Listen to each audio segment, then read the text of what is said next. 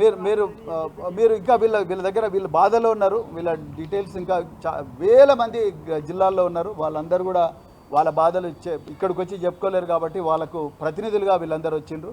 So రాబోయే మీకు ఇంకా ఏమైనా అదనపు డీటెయిల్స్ కావాలంటే వీళ్ళందరూ కూడా ఇస్తారు. మిత్రులారా, జై తెలంగాణ.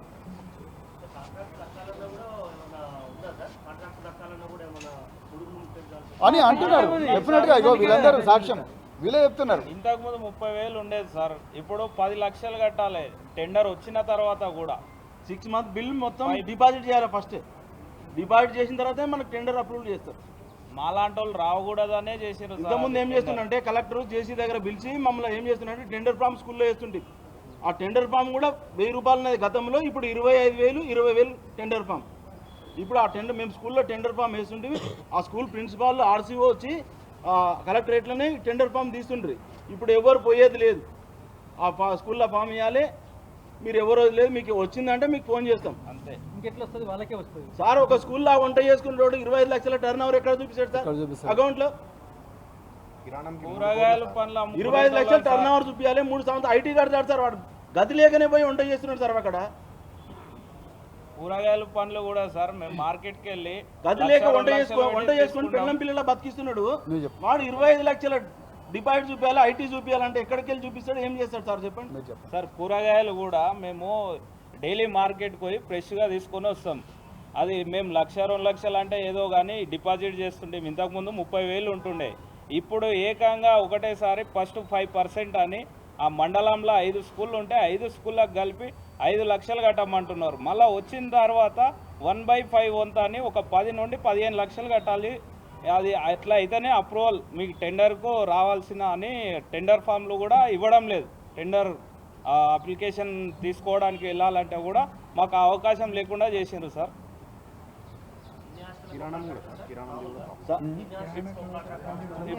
ఇంతకుముందు 3 స్కూళ్ళకి కలిపి ఒక కాంట్రాక్టర్ ఉంటుండే. ఇప్పుడు మండలానికి అంతా కలిపి ఒకటే కాంట్రాక్టర్కి ఇస్తామంట. మండలంలో 7 స్కూళ్ళు ఉన్నాయనుకో, 7 స్కూళ్ళు ఇప్పుడు నా కెపాసిటీ ఒకటే ఉందనుకో, ఒకటి తీసుకోనికి లేదు, చేస్తే 7 చేయాలి, లేకుంటే ఎక్కడి నుంచి తీసుకొస్తాడండి? దీనిపైన డిపెండ్ అయినాం. దీనిపైన సార్ గతంలో ఎస్టీ ఎస్టీలకు రైతు ఉండే 40%, ఇప్పుడు లేదు. మాకు అందుబాటులో ఉన్న స్కూళ్ళకు చేసుకుంటుంటాం సార్. ఇంతకుముందు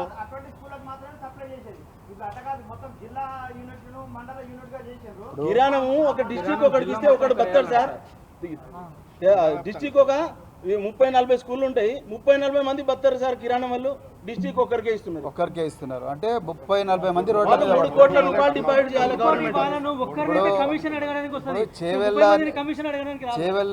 చేవెళ్ళ డిక్లరేషన్లో వీళ్ళు అన్ని ప్రభుత్వ కాంట్రాక్టుల్లో 25% ఎస్సీ ఎస్టీల కోటా ప్రకారం వాళ్ళ కాంట్రాక్టులు ఇస్తామన్నారు. అదేవిధంగా కేసీఆర్ గారు ఉన్నప్పుడు మొత్తం కాంట్రాక్టుల్లో ఈఎండి 40% ఎస్సీ ఎస్టీలకు రాయితీ ఇచ్చేటోడు.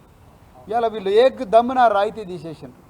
వీళ్ళు ఎక్కడ పోవాలి మరి? ఎస్సీ ఎస్టీ వాళ్ళు మరి 5 మంది మినిస్టర్లు ఉండడానికి ఏమైంది మరి? వాళ్ళు ఏం చేస్తున్నారు? ఒక్కడ మాట్లాడుతున్నాడా? మొత్తం రాత్రికి రాత్రి 14 తారీఖు డెడ్ లైన్ పెట్టిన వీళ్ళకి అర్థమే కాదు. ఈ 45 పేజీలు, ఒక్క నిమిషం, 45 పేజీల డాక్యుమెంట్ ఎప్పుడు చదవాలి వీళ్ళు? ఎప్పుడు చదవాలి? డబ్బులు ఎక్కడి నుంచి తీసుకురావాలి? చెక్కులు ఎక్కడి నుంచి తీసుకురావాలి? ఎప్పుడు పెట్టాలి? మళ్ళీ 14వ తారీఖు క్లోజ్. అంటే ఇది కేవలం బడా కాంట్రాక్టర్లు, కాంగ్రెస్ పార్టీ నాయకులు వాళ్ళ జేబులు నింపడం కోసమే తెరలేపిన కుంభకోణం ఇది 100%. ఇంకా మీరేమని చెప్పేది చెప్పండి, మాట్లాడండి. మీరు మాట్లాడుంటే ఎవరైనా చెప్పండి. నమస్కారం అండి.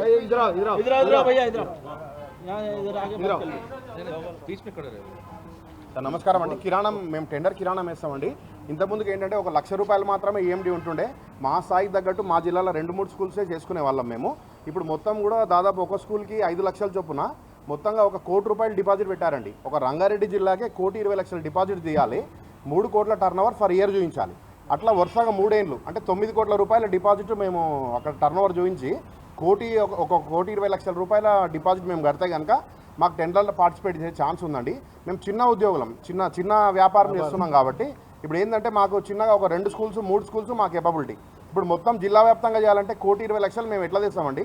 మేము ప్రతిదీ ఫుడ్ చెక్ చేస్తున్నారు వీళ్ళు ప్రిన్సిపల్స్ అందరూ కూడా. ఈచ్ అండ్ ఎవ్రీ ఐటెం మాకు చెక్ చేసే లోపల తీసుకుంటారు. ఇప్పుడు జిల్లా వ్యాప్తంగా ఒకరికి ఇస్తే ఎవరు సప్లై చేయాలండి, ఎవరు తీసుకుంటారండి అది ఆ విషయం. మా విషయం ఏంటంటే మాకు చిన్న చిన్న జిల్లాలో 1-2 స్కూల్స్ ఉన్న వాళ్ళకి అట్లే ఇస్తే మాకు బెటర్ అని మా యొక్క ఉద్దేశం అండి. పాత విధానాన్ని కొనసాగించాలని కూడా మేము కోరుకుంటున్నాం సార్. Thank you. सर मैं एक वेंडर हूँ सर, चिकन मटन एक सप्लाई करता हूँ टिमरीज, MJPT और सोशल वेलफेयर स्कूल्स को। आज जो है ना साहब हम इतने प्रॉब्लम में हैं कि अभी तक जो आज अगस्त के महीने में हम जो सप्लाई करें सर, ये ऑन रेट हमारे को ₹4.35 NP egg on paper rate, जिस पे 45 NP हमारे को लास्ट ईयर जो है ना टेंडर अप्रूवल हुआ। आज ₹4.80 NP को हम जो है ना अंडा डाल रहे साहब, जिस पे हमको अंडे पे 20 पैसे से 4 आने बचते। हम इतना हार्ड वर्क करके उनको time to time 50 to 60 gram 55 to 60 gram का अंडा हम ले आके उनके स्कूल्स पे देते। आज वही अंडे को जो है ना ये लोग मार्केट में जो है ना सेंट्रलाइज के नाम पे जो है ना बड़े जो है ना कारपोरेटर लोगों को जो है ना ₹7, ₹6.70, ₹6.90 पे जो है ना गवर्नमेंट उनको डिस्ट्रिक्ट वाइज दे रही सर, वो भी 40 ग्राम से 50 ग्राम का अंडा।